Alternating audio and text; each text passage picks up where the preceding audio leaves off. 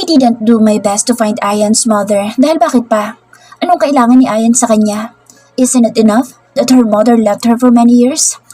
Maging ako ay hindi ko maintindihan dahil nang pabayaan ako ng sariling ina na wala na rin ako ng pakaalam sa kanya. And I think Ayan should do the same thing. Xavier, assign someone to watch that woman. Alamin mo lahat ng ginagawa nito. Nanatili akong nakatingin sa screen. Make sure she's not going to plan anything and take away Ayan. Noted, sir. Nang umalis ako kasama mga kaibigan ko dahil kailangan namin pumunta ng La Esperanza, alam ko rin na may pinaplano si Ayan. Takot na siyang lumabas ng bahay simula naging aksidente sa school nila, kaya nakakapanibago na gusto niyang pumunta sa bahay ni na Isa. The guards told me, sabi ni Elia sa akin. Tapos na ipinunta namin dito pero bukas na kami uuwi. Magkakasama kami magkakaibigan at kanina pa nag-uusap-usap nang magsalita si Elias. Ito ba ang tinutukoy mo, Gab? Ipinakita sa akin ni Elias ang picture na ipinadala sa kanya na isang babae na pumasok sa bahay niya. That's Ayan's mother. Yes, sagot ko't uminom ng alak. Sinabi ni Isa na tagapag-alaga niya ito noon, pero hindi ko pa ito nakikita. I know she's lying. Tinignan ni Elias ang litrato ng babae. Who's this? Hindi kaagad ako nagsalita. Uminom ako ng alak at nakatingin sa malayo. Ayan's mother. Sagot ko. Oh, akala ko ba nawawala ang nanay ng girlfriend mo? Napatingin ako kay Sebastian dahil sa komento niya. Hindi ko pinatulan iyon dahil wala ako sa mood makipag-asaran. Nagpakita ulit.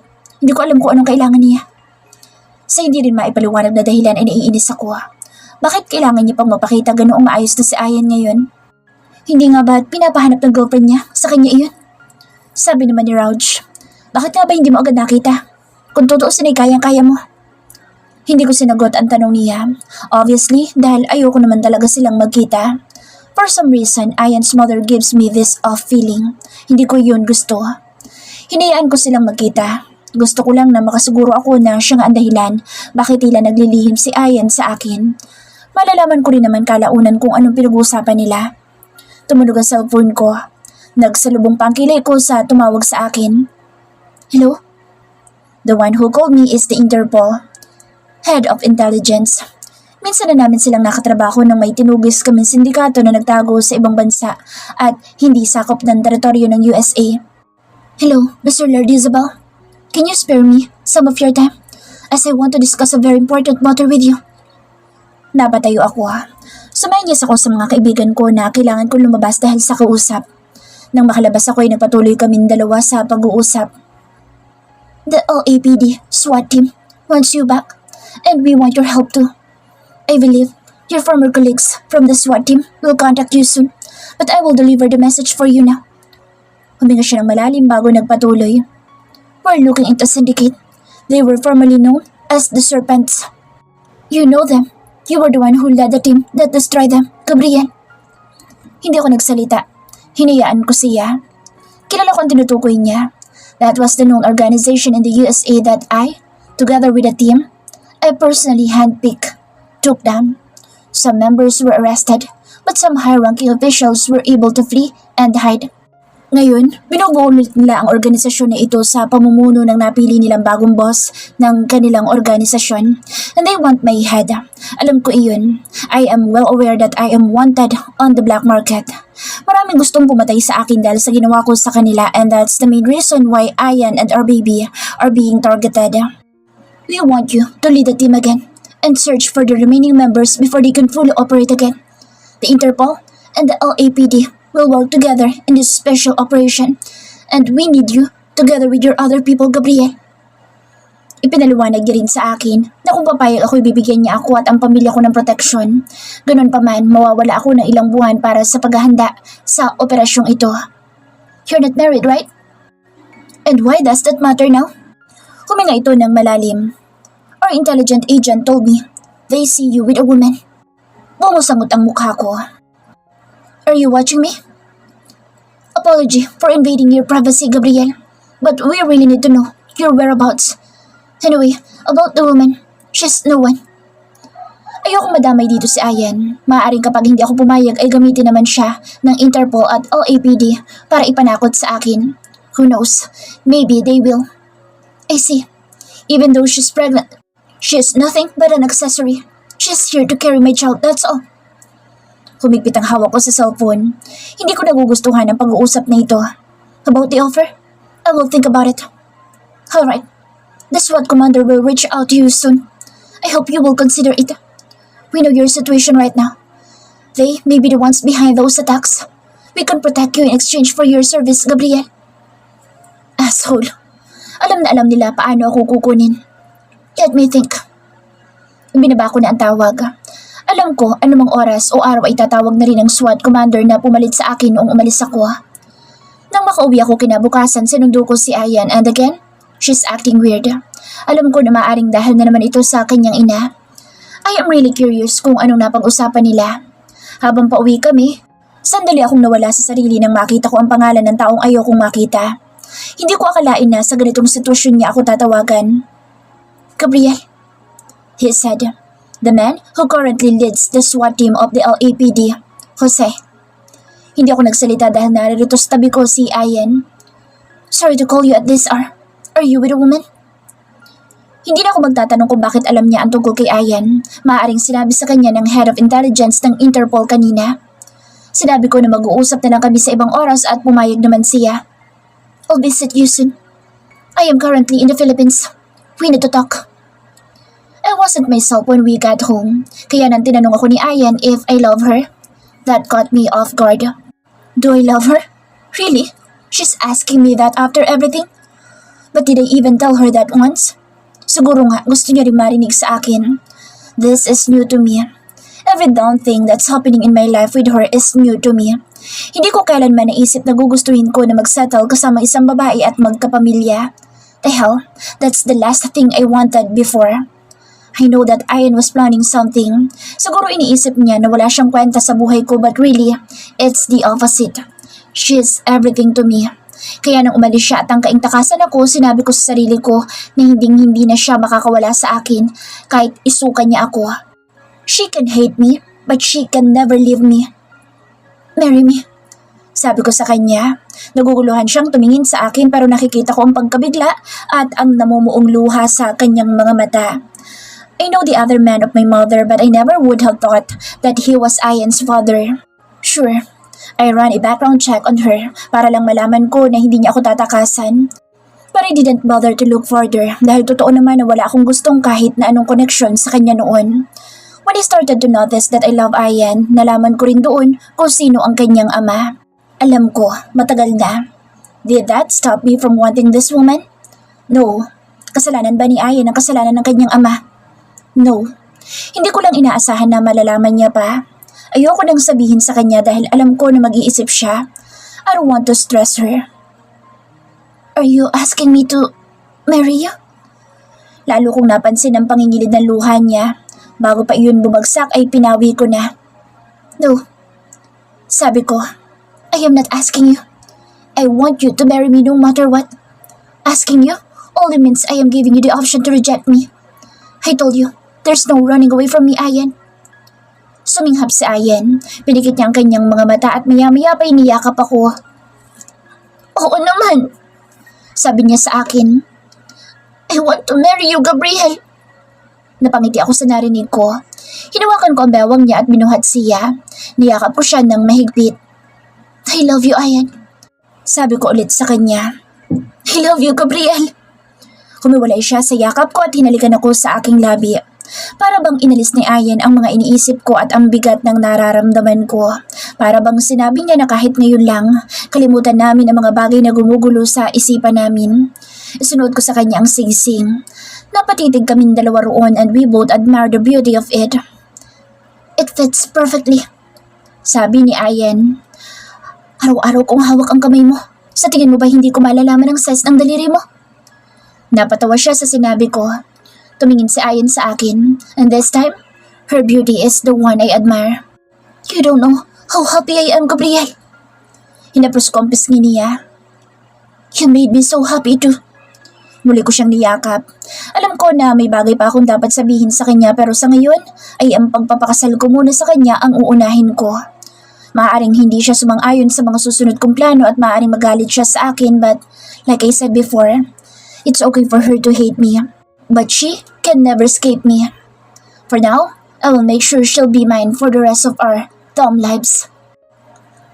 Ayan's POV. Hindi ko magawang maalis ang pagtitig ko sa singsing na kumikinang ngayon sa aking daliri. Hindi rin mawala ang ngiti ko. Ang lawak ng ngiti natin, Ayan Boses pa lamang ay alam ko nang nandito siya para asarin ako. Tiningnan ko si Marvin at nakangisi siya sa akin. Hindi ko alam kung sinabi na ba sa kanila ni Gabriel ang balita o hindi pa. Ipinakita ko kay Marvin ang singsing. Napatitig siya roon. Ano yan? Binili mo para sa sarili mo? Malakas siyang tumawa matapos sabihin iyon. Inismiran ko siya at hinawakan ng singsing. I'm engaged. Sige, sabi mo Halata sa tono niya na hindi siya naniniwala sa akin. Engaged na nga ako. Pinilit ko pa rin siya sa sinasabi ko. Tamad akong tiningnan ni Marvin like he was so done with me. At kanino naman?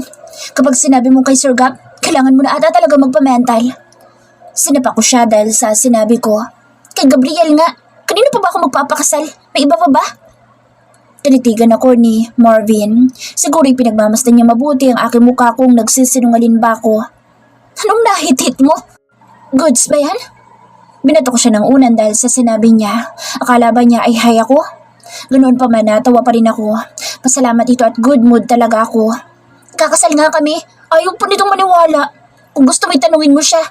Sa tingin mo ba, hibang ako para ibili ang sarili ko ng singsing at mag-assume na ikakasal kami ni Gabriel? Tinawanan ko siya. Sandaling natahimik si Marvin. May point? Tumingin siya sa akin at lumapit. Patingin nga na singsing. Tumabi sa akin si Marvin at siniksik ako sa sofa. Ano ba? Hindi ko mapigilan na matawa dahil sa inasta niya. Hinawakan niya ang kamay ko at pinagmasdan ng diamond ring na suot ko. Langhiya, totoo nga. Sabi niya. Mga ganitong diamond, si Sir Gabriel lang ang kayang bumili. Sobrang gaan ang nararamdaman ko ngayon. Para bang kahit sobrang sumasabog ang emosyon ko ngayong buntis ako'y nawala iyon ngayon. Kailan? Paano? Hawak pa rin ni Marvin ang kamay ko dahil nahawakan niya ang diamond ring. Kagabi, biglaan nga rin. Magkano kaya ito kung isasala? Hinampas ko siya dahil sa sinabi niya. Ito talagang lalaking ito kahit kailan. Tumigil ka nga. Pero ang ganda no? Sabi ko at inadmire na rin ang singsing. Oo, ang ganda. Nagre-reflect talaga siya sa liwanag. Hindi na naituloy ni Marvin ang kanyang sasabihin nang makarinig kami ng pagkasa ng barila. Pagtaas namin ng tingin, doon nakita namin si Gabriel na tinututukan ng baril si Marvin. Napailing si Diego na nasa kanyang likod. At kapag pinasabog ko ang ulo mo, magre-reflect ang dugo mo sa tiles ng bahay ko. Kung hindi ka aalis sa tabi ng fiancé ko at bibitawan siya ngayon. Mabilis na binitawan ni Marvin ang kamay ko at lumayo sa akin. Hindi ko na napigilan na matawa doon. You're here, sabi ko kay Gabriela. Masamang tingin niya kay Marvin habang si Marvin ay nagtatago sa likod ng kanyang kapatid. Yes, binalik niya sa akin ang atensyon niya and his expression softened. Kakauwi ko lang. Sumayin niya siya sa mga tauhan niya at magalang na iniyuko ng mga ito ang kanilang ulo bago umalis. Nakita ko pa na hinila na ni Diego si Marvin. I want to spend the day with you. Naupo siya sa tabi ko at agad na hinawakan ang kamay. Napatingin ako sa kamay namin dalawa at nakita ko na nilalaro niya ang singsing ko. Ipinatong ko ang aking ulo sa kanyang balikat. I talked to an organizer I've known for the wedding. Kailan ka pwede? We'll schedule a meeting with her. Anytime naman. Sabi ko, nandito lang naman ako sa bahay. Tapos na rin ang isang term ko at bakasyon na ulit kami ng ilang linggo bago muling magpasukan. Iniisip ko na baka hindi na ako makapagpa-enroll dahil sa pagbubuntis ko. Malapit na akong manganak noon. Okay, I will schedule it as soon as possible. Pansin ko ang eagerness kay Gabriel na ikasal kami. Sinabi ko naman din sa kanya na hindi ko kailangan ng magarang kasal, lalo na't hindi naman ako makakapagsuot ng gown na gusto ko dahil sa laki ng tiyan ko. Okay na ako sa simple lang. Ang plano lang naman namin ay civil wedding lang muna. Tapos ay saka na kami mag-church wedding pagkapanganak ko. By the way, sabi niya, inilabas niya ang cellphone niya at may ipinakita sa akin. Where do you want our wedding to be held? May mga ipinakita si Gabriel sa akin ng mga lugar. Napangiti ako at tuwang-tuwa sa mga nakikita. Ang gaganda nito. Ang ganda nito? Ang ganda rin nito? Hindi ako makapili. Inaasikaso ko na ang marriage license natin para makapagpaschedule na tayo sa judge. Unfortunately, nagtaas ako ng tingin kay Gabriel. Nakatingin siya sa akin at alam ko na may bumabagabag sa kanya. Ano yun? Since you're only 22 years old, we still need your parental consent for them to release a marriage license. Kung hindi, it will be delayed for 3 months. Bigla akong kinabahan. Ganoon pala. Hindi ako aware. Akala ko naman kapag 21 years old ka na, pwede na kahit walang parental consent. Tinignan ako ni Gabriel. Can we talk to your mother? Napatingin akong muli sa kanya. Hindi ko inaasahan na sinabi niyang iyon. Kukunin ko ang consent niya. Halatang ayaw ni Gabriel ng ideya na iyon. Unless you want to wait for 3 months. Hindi ka agad ako nagsalita at nag-isip. Okay lang naman sa akin. Nag-iba ang ekspresyon ng mukha ni Gabriel. Sa akin hindi. I can't wait that long. Kung pwede lang kita pakasalan ngayon ay ginawa ko na. Pinamulahan ako sa sinabi niya pero hindi maipagkakaila na nagustuhan din iyon. I will try. Sabi ko, kakausapin ko si mama kung magagawa ko. Let's talk to her. I also want to meet her. Kumabog ang dibdib ko. Huh? Tumaas ang isang kilay ni Gabriel. What? Umiling ako at hindi na nagsalita. Magkikita sila ng mama ko. Samod-saring ideya ang pumapasok sa aking isip. Paano kung ayaw ni mama? But the mere idea that Gabriel is going to meet my mother and get her consent para mapakasalan ako makes me feel butterflies. Hindi ko magawang makontak si mama. Kung kailan naman gusto ko siyang makausap ay ngayon ko pa ito hindi magawang matawagan. May contact na ako sa kanya. Nagpalitan kami noon ng number pero kahit ganoon ay hindi ko magawang tawagan siya noon. Hindi pa rin ako okay sa lahat ng ginawa ni mama at pagsisinungalin niya pero kahit papaano ay naiintindihan ko na ang ginawa niyang pagsisinungalin tungkol kay papa. Kahit ako man ay hindi ko ikatutuwa na malamang may ibang pamilya na ang aking ama. Naalala ko ang sinabi ni Crystal sa akin. Narinig niya na nagbuntis muli ang nanay ni Gabriel. Alam kaya ni Gabriel ang tungkol doon? Kaya lang ayoko na magtanong. Ayokong masira ang meron kami ngayon dahil lang sa pagtatanong ko tungkol sa mother niya. Ayan. Sumagot siya nang muli akong tumawag sa kanya. Nabuhayan ako nang marinig ko ang boses ni Mama. Mama, hindi ko siya gustong makausap sa ganitong paraan pero pwede ba tayo magkita? Sandaling natahimik ang kabilang bahagi ng tawag. Nang marinig kong muli ang boses niya, sobrang saya ng boses ni Mama. Oo naman. Saan mo gustong magkita? I'll text you the location and time, ma. Mabilis lang ang naging tawag namin at ibinaba ko na rin. Nakita ko sa Gabriel na lumabas ng banyo. Nasa loob kami ngayon ng kwarto at katatapos niya lang maligo. He paraded his topless body. Napanguso ako. Alam naman na hindi ako pwedeng makapagsak sa kanya ay tila ba nangaasar pa siya. Hindi naman sa pinagbabawalan kami. Kami lamang talaga itong nagre-restrict sa mga sarili namin dahil baka may hindi magandang mangyari sa pagbubuntis ko. First time parents kaya kung ano-anong iniisip. Ngumisi si Gabriel sa akin nang mapansin na nakatitig ako sa katawan niya. Nakausap ko na si Mama. Mamaya. Tumango si Gabriel pero may kakaiba talaga sa ere niya sa tuwing napag-uusapan si Mama. Hindi ko alam kung namamalikmata lang ako o talagang may galit na dumadaan sa mga mata niya. Papunta na kaming dalawa sa lugar kung saan namin kikitain si Mama. Hindi ko sa ganitong pagkakataon gusto siyang makausap pero siguro'y okay na rin. Kailangan ko rin naman talagang ipaalam sa kanya. Iginiya kami sa isang reserved seats. Nandoon na rin si Mama. Nakangiti siya nang makita ako pero nag-iba ekspresyon ng mukha niya nang makita niya si Gabriel sa tabi ko. Right, hindi ko nga pala nasabi sa kanya ang tungkol sa pagsama ni Gabriel. Ayan. Pagbati niya sa akin, tumingin siya sa lalaki na sa tabi ko at hindi niya alam kung paano ito babatiin. Gabriel, Lord Isabel. Pagpapakilala ni Gabriel. Magalang naman ang pagpapakilala ni Gabriel but for some reason, hindi na niya inilahad pa ang kamay niya. Tipid na tumango si Mama pero halatang hindi siya komportable na naririto si Gabriel. Ayesha Villanueva. Ako ang mama ni Ayan. Nararamdaman ko ang matinding tensyon sa pagitan nilang dalawa. Hindi iyon magandang indikasyon. Mabigat iyon sa pakiramdam. Maupo na tayo at umorder na pagkain. Binasag ko ang katahimikan. Naupo na kami at nagsimula ng umorder. Habang naghihintay ng mga pagkain na in-order namin, tumingin si Mama sa akin. Anong gusto mong pag-usapan, anak? Kahit papaano ay bumalik ang buhay sa mga mata ni Mama nang tumingin siya sa akin. Napalagok ako. Hindi ko alam kung paano ko sisimula na sabihin iyon sa kanya. Ano kasi? We're here to get your consent. I want to marry your daughter. Napalingon ako kaagad kay Gabriel dahil sa sinabi niya. Walang pagdadalawang isip ang sinabi nito at dire-diretso.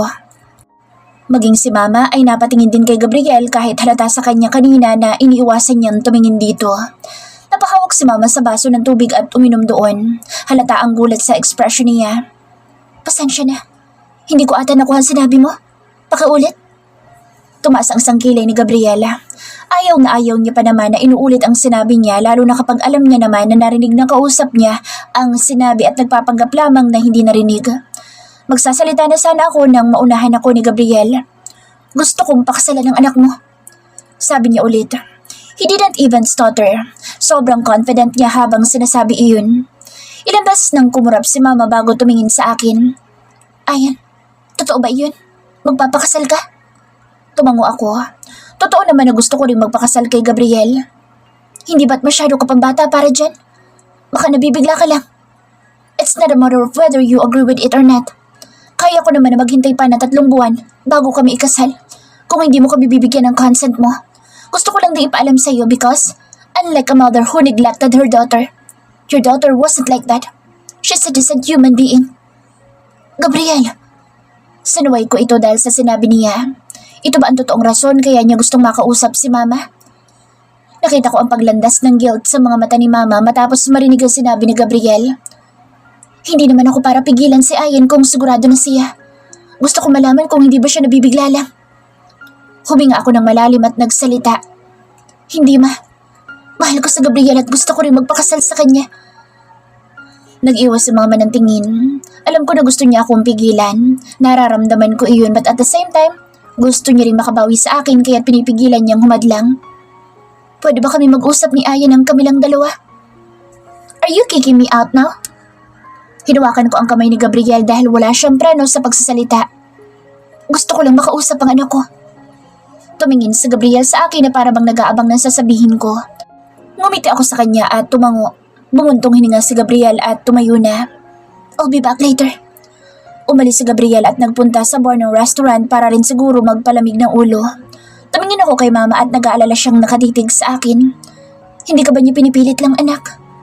Tanong ni Mama sa akin. Hindi. Sinabi ko na sa'yo na gusto ko rin na magpakasal kay Gabriel. Bata ka pa, anak. Marami pang pwedeng mangyari at pwede naming harapin ni Gabriel iyon na magkasama. Magpapatuloy pa rin naman ako sa pag-aaral kapag nanganak na ako at kahit kasal na ako. Hindi ka agad nagsalita si Mama. Baka lang binablockmail ka niya. Walang ganoon, Ma. Huminga ako ng malalim. Look, I am still mad at you, Ma. Hindi makatarungan ang ginawa mong pag-iwan sa akin ng 4 na taon. But you're still my mother. Kaya may karapatan kang malaman ang plano ko. Kung hindi mo kami bibigyan ng consent, sabi nga ni Gabriel ay kaya naman niya maghintay ng 3 months delay para doon. Huminga ng malalim si Mama bago umiling. At wala akong balak na hadlangan ka kung iyan ang desisyon mo, Ayan.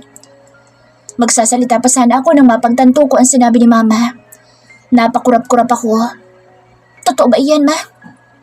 Tumango siya at ngumiti sa akin. Oo, I want you to be happy. Hinawakan niya ang kamay ko at para bang gusto kong maiyak nang maramdaman ko ang init ng kanyang kamay. Sana lang ay wala kang pagsisihan. Gusto kong maging masaya ka. Tell him. Sabihin sa akin kung ano dapat kong gawin at gagawin ko para makapagpakasal kayo. Akala ko'y matatagalan pa ang pangungumbinsi ko kay Mama o baka nga hindi siya pumayag. Dahan-dahan ko nakita ang sarili na ngumiti sa kanya. Thank you, Ma. Ngumiti din siya. Gusto kong makabawi sa iyo. Kaya kung ang lalaking iyon na magpapasaya sa iyo, hindi ko kayo tututulan. Napangiti ako sa sinabi niya. Pwede ba kitang mayakap, Ayan? Ikinagulat ko ang sinabi niya pero sa huli tumango ako. Tumayo siya sa kanyang kinaupan at niyakap ako. Ninamnam ko iyon at pakiramdam ko'y gumaan ang nararamdaman ko. Handa naman akong patawarin si Mama. Siguro ay kailangan ko lang ng oras para maghilom ang mga sugat. I still can't believe that I am going to marry Gabriel. Para pa din siyang isang panaginip sa akin. Nakatitig ako sa aking sarili sa salamin habang suot ang aking wedding dress at nakaayos na. Hinihintay ko na lang ang pagsisimula ng seremonyas ng kasal namin. Matapos naming makuha ang consent ni Mama, walang sinayang na panahon si Gabriel at inasikaso na kaagad ang marriage license at nagpa-schedule ng kasal sa court para makuha ang isang judge. Nagdesisyon kami na intimate wedding lang muna ngayon at mga malalapit na kaibigan lamang ang imbitado. I tried to give an invitation to Kelvin pero hindi niya sinabi kung makakadalo siya. Nagbigay din ako sa dalawa ko pang kaibigan na sina Bern at Amy pero wala sila ngayon dito sa Manila kaya hindi makaka-attend. Naalala ko pa ang kanilang pang-iyak nang malaman na ikakasal ako. Sa isang resort kami sa Caliraya, Laguna magpapakasal ni Gabriel at sobrang excited ko. Halos hindi na nga ako nakatulog kagabi. Ayan! Bumukas ang pinto at nakita ko si Naria na pumasok sa loob ng silid ko. Napangiti ako nang makita ko siya at ang ibang naging kaibigan na rin. Ang ganda mo naman! Pagbati sa akin ng kaibigan. Kumikislap ang kanyang mga mata kaya sinita ko siya. Huwag kang iiyak, baka maiyak din ako. Tinawanan niya ako at agad na suminghap at tumingala para hindi bumagsak ang luha. Congratulations, Ayan! Nilapitan ako ni Mercedes at binati. Malawak akong umiti at nagpasalamat sa kanya. Congratulations! Binati din ako ni Alshana. May isa pa silang kasama. Kung hindi ako nagkakamali ay asawa siya ni Rox. Ikinagulat ko pa nang malaman na may asawa na pala si Rox. Nalaman ko kay Gabriel na arranged marriage at mas magandang huwag ng pag-usapan. Hi! Pagbati niya sa akin. I'm Alexandra. We met na rin before, but call me Andra. Na-meet ko siya na magkaroon ng maliit na party para i-announce ang pagpapakasal namin. Nang dumalo si Rox ay kasama niya si Andra. Ngumiti ako sa kanya. Ayan. Nag-picture lang kami dahil sa ingay ni Rhea. Siya nag-insist na mag-picture kami bago magsimula ang kasal. Inimbitahan din namin si Mama pero hindi ko alam kung dadalo siya. Hindi ko pa ito nakikita. Nalalamig ang aking kamay habang naghihintay na makapaglakad sa gitna. Sobrang ganda ng arrange ng kasal. Parang paraiso ang paligid. Mabuti na lang din at maganda ang panahon dahil open area. Naririto rin si Tita Greta. Binigyan namin sila ng imbitasyon pero si Tita Greta lang ang nagpunta. Binati niya rin ako kanina. Unfortunately, hindi pumunta si Michael or Isabel. Hindi ko alam kung dapat ba ako matuwa na wala siya dito o malungkot dahil kahit espesyal na araw na ito ng anak niya ay hindi siya nagpakita. Kung sa bagay, ano pa ba ang i-expect ko? That mom doesn't like me for his son. Nang ako na ang maglalakad, parang isang panaginip sa akin ang lahat. Nagpalakpakan ng mga bisita at hindi ko mapigilan ang mapangiti, lalo na kapag nakakakita ako ng mga pamilyar na mukha. Nakita ko rin ang grupo ng mga kaibigan ni Gabriel. Ngumiti silang lahat sa akin. Nang makarating ako sa harapan at makita ko si Gabriel, parang gusto kong maiyak. You're so beautiful. Pagbati niya sa akin, gusto ko na nga sana siyang yakapin pero agad kong naalala kung anong sitwasyon na meron kaming dalawa. Hinawakan niya ang kamay ko at hinalikan iyon. Dinala niya ito sa kanyang braso at doon ako humawak. Nagpunta kami sa harap ng judge. Nagsimula na ang seremonyas. Unlike sa mga church wedding, mabilis lang naman itong civil wedding. Gusto lang din ni Gabriel na kahit simple ay magawa ko ma-experience ang ganitong klase ng kasal. Sabi niya pa, mas ingrande daw kapag nasa church wedding na. Pumunta na rin kami sa loob ng hotel para sa reception. Kada lamesa ay pinupuntahan namin. Ayos ah, nauna muna ang honeymoon kaysa kasal? Sabi ni Sebastian, isa sa mga kaibigan ni Gabriel. Natawa lamang ako sa sinabi niya. Hindi pa rin kasi talaga ako makapaniwala na kasal na kami ni Gabriel. Hinggit ka, sabi ni Gabriel at nag-asara na silang magkakaibigan. Oh, bakit ka nga ba maiinggit? Nauna ka nga rin palang magkaanak kaysa magkaasawa. Bumusangot ang mukha ni Sebastian pero tinawanan lamang siya. Napatingin ako sa table ni na Tita Greta. Kumaway siya sa akin kaya nagpaalam ako kay Gabriel na lalapit dito. Hi tita, pagbati ko sa kanya. Hello Ayan, congratulations. Sana'y magustuhan ninyo ang regalo ko sa inyo ni Gabriel. Sabi niya naman sa akin. Thank you po tita. Nakipagkwentuhan pa ako sa ilang bisita. Nang mapadpad ako sa table kung nasaan si Naria ay dinumog kaagad nila ako. Ayan, kanina ko pa napapansin yung babae na pasilip-silip doon. Ayaw niyang pumasok. Kilala mo ba? Napatingin ako sa tinuturo ni Mercedes. Nalaki ang aking mga mata nang makita ko kung sino ito. Mama! Napatayo kaagad ako at wala ako sa sariling naglakad papalapit sa kanya. Hindi ko man aminin sa sarili ko, kanina ko pa rin hinihintay na dumating siya. Mama, you made it! Napatingin siya sa akin. Nagtatago siya sa may pinto at tila ayaw pumasok sa loob. Oh, gusto ko lang nabatiin ka. Congratulations, sabi niya sa akin. Pumasok ka. Hinawakan ko ang kamay niya pero halatang nahihiya siya. Huwag na, nakakahiya naman. Nandito lang ako para ibigay ito sa'yo. May ibinigay siya sa aking isang regalo. Kinuha ko iyon at tinitigan. Hindi na rin ako magtatagal. Aalis na ako. Sana'y maging masaya ka sa bagong yugto ng iyong buhay, Ayan. Nandito lang ako parate. Alam mo naman kung saan ako tatawagan. Gusto ko pa sana siyang sabihan na pumasok muna sa loob para makakain, pero umalis na si Mama. Matapos bitawan ang mga salitang iyon. Napabuntong hininga ako habang pinapanood ang pag-alis ni Mama.